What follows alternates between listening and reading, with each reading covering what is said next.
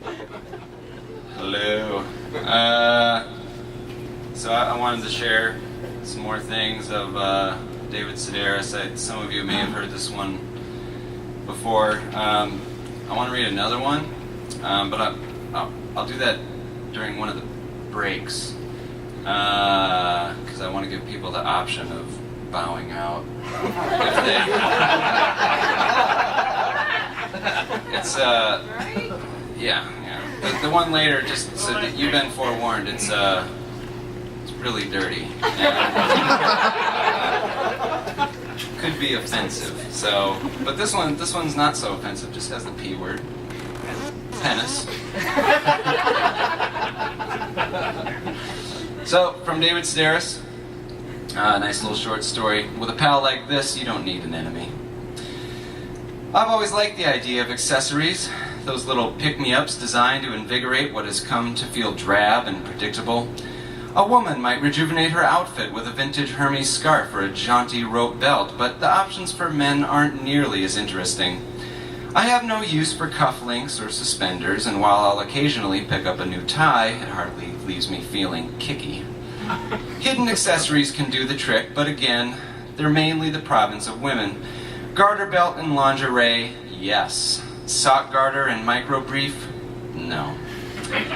It was my search for something discreet, masculine, and practical that led me to the Stadium Pal, an external catheter currently being marketed to sports fans, truck drivers, and anyone else who's tired of searching for a bathroom. At first inspection, the device met all my criteria.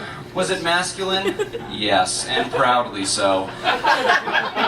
Knowing that no sensible female would ever voluntarily choose to pee in her pants, the manufacturers went ahead and designed the product exclusively for men. Unlike a regular catheter, which is inserted directly into the penis, the Stadium Pal connects by way of a self-adhesive condom, which is then attached to a flexible plastic tube. Urine flows through the tube and collects in the Freedom Leg Bag, conveniently strapped to the user's calf. The bag can be emptied and reused up to 12 times, making it both disgusting and cost-effective. Was it discreet? According to the brochure, unless you wore it with shorts, no one needed to know anything about it. Was it practical? At the time, yes. I don't drive or attend football games, but I did have a book tour coming up, and the possibilities were endless. 5 glasses of iced tea, followed by a long public reading. Thanks, Stadium Pal. The window seat on an overbooked cross-country flight. Don't mind if I do. I ordered myself a Stadium Pal and soon realized that while it might make sense in a hospital, it really wasn't very practical for day-to-day use. In an open-air sporting arena, a piping hot 34-ounce bag of urine might go unnoticed. But not so in a stuffy airplane or a small, crowded bookstore. An hour after christening it, I smelled like a nursing home.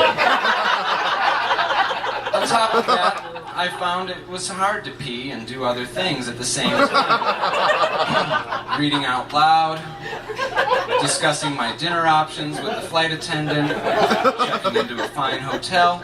Each activity required its own separate form of concentration. While no one knew exactly what I was up to, it was pretty clear that something was going on. I think it was my face that gave me away. That and my oddly swollen calf.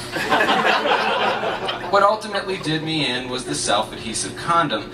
Putting it on was no problem, but its removal qualified as what in certain cultures is known as a bris. Wear it once and you'll need a solid month in order to fully recover. It will likely be a month in which you'll weigh the relative freedom of peeing in your pants against the unsightly discomfort of a scab-covered penis. Ultimately realizing that, in terms of a convenient accessory, you're better off with a new watch band.